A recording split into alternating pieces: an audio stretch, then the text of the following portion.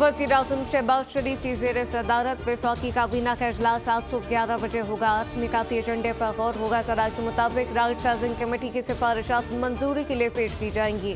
Narcotic division को वज़ारत दाखिला और एविएशन डिवीजन को वज़ारत दिफा में ज़म करने की समरी पेश की जाएगी। पेपर रोल में तरमीम भी काबीना एजेंडे में शामिल। CCLC के फैसलों की भी तौसीक होगी।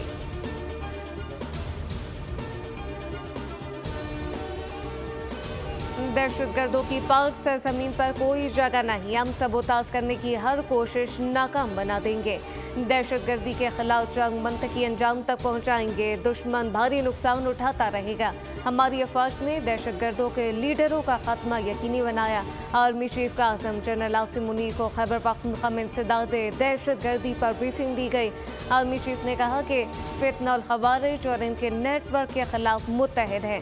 सिक्योरिटी फोर्सेज ने फितने के खिलाफ नुमाया कामयाबियां हासिल की। ब्रीफिंग में वफाकी वज़ीर दाखिला, वज़ीर आला खैबर पख्तूनख्वा और गवर्नर शरीक थे। आर्मी चीफ की सियासी रहनुमाओं से मुलाकात। सियासी क़यादत दहशतगर्दी के खिलाफ मुसल्लह फ़ौज की गैर मुतज़लज़ल हिमायत का आज़म।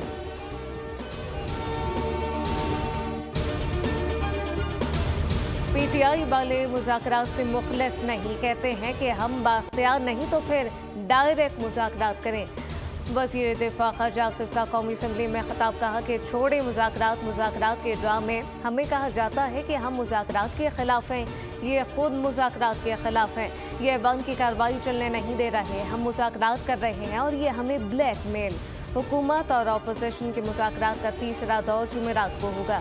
स्पीकर कौमी असम्बली ने मुज़ाकराती कमेटियों का इजलास सुबह 11 बजे बुला लिया।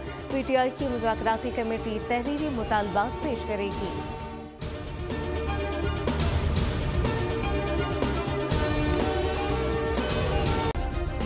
सब्सक्राइब करें और बेल दबाएं ताकि कोई खबर रह न जाए।